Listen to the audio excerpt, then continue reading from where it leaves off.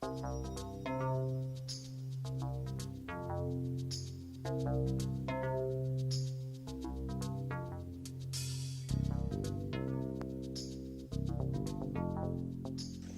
this is the last main section of packing with llamas in the backcountry, and this is one of the first questions people ask me is, what do you do with them when you're not hiking? Well, what you do is you put them out on a picket system.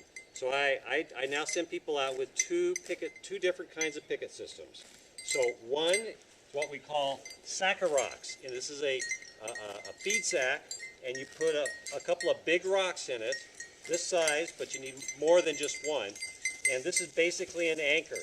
So now the llamas have this connector line. It's connected to the halter and then back down here. And if it has enough weight in it, offers enough resistance, most of the llamas don't test it. The really nice thing about this is that it's if there's rocks in your camp, that's really great. But then when the llama eats down an area, and most of the places you find in the backcountry don't have this much grass, the grass is sparser, all you have to do is pick this up and move it on over 20, 30 feet, and bada boom, you've got a new place for them to eat that's very easy, very portable. Now, the most important thing about this is you have to put big rocks in it. If you put small and medium rocks, they will fall out. The llama will pull on it a little bit. A couple rocks fall out, and they go, oh, hey, it just got lighter. Then they pull on it a little bit more, and because llamas are browsers, they love to just browse around as much as they can. So if you don't put enough rocks in it, it's not a very good anchor. It's just a sack dragging along on the ground. But you don't have to worry if that does happen. Generally speaking, dragging this sack across the ground, it's going to snag on something, and then they will be anchored. It's just that if they're walking through brush or through the trees or something, there won't be enough food there for them to eat. So that's number one. It's these red and blue sacks. The second, and this is the kind of old style that I've used, is these are dog anchors, and you just screw them into the ground a little bit at an angle, just like a tent peg, and put them into the ground, and you have your ground line, which is generally about 50 or 60 feet. So just imagine that we're down there a bit, and you make that taut, try and get them in all the way up to the little ring right here. There's snaps on the end of the line, snaps onto here, and then there are anchor points on this ground line. Well, I'm not going to take it all apart, but there's anchor points that are little loops that are tied in, and that's where you put the llama. So you put the llama on a little anchor point right there, and then they still have a nice big area. The reason I send two out is that sometimes you can be in two different types of systems for picketing them. Sometimes you can be in an area, you just camp there. It's a nice, really nice, lush meadow. There's no rocks around. Or you've got to walk hundreds of yards to find rocks, and you haul them back. And whereas in those type of situations, these dog screws work really, really well. Sometimes you'll be camped in areas that are rockier, or the ground is kind of sandy.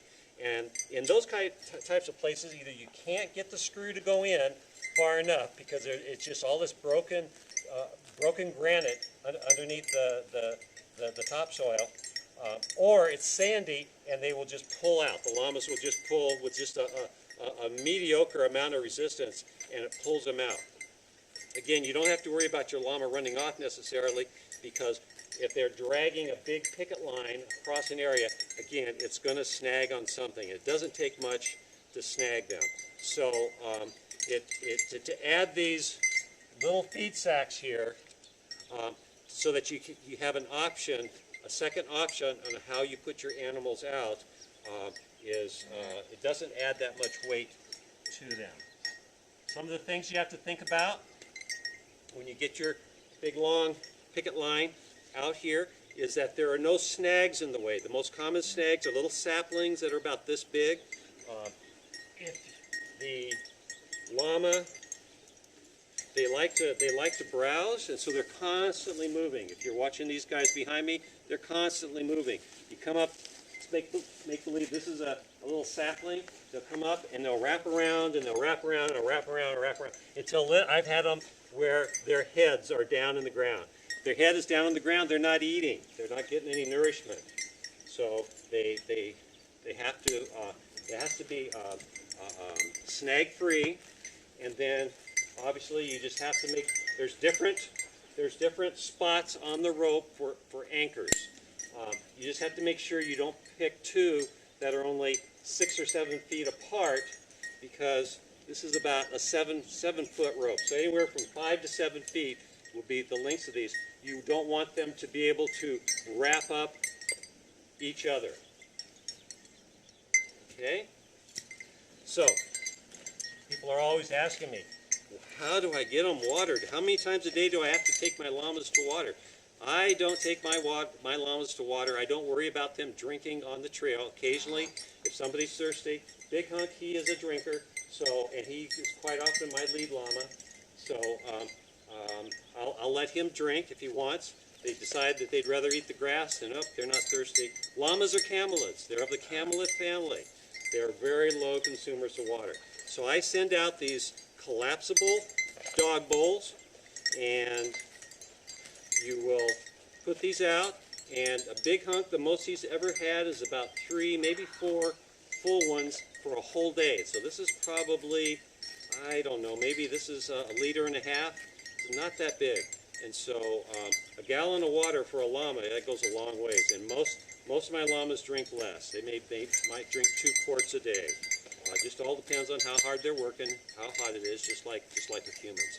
It's real important, though, that when you put these bowls with water out for them, you don't put it inside the radius of their line here. Otherwise, what will happen as they're going around browsing, and they're dragging this rope, it'll get underneath here and flip it over. I've had them sometimes flip them all. They do a 360, and I come back to check them in a half hour, go, darn, that llama.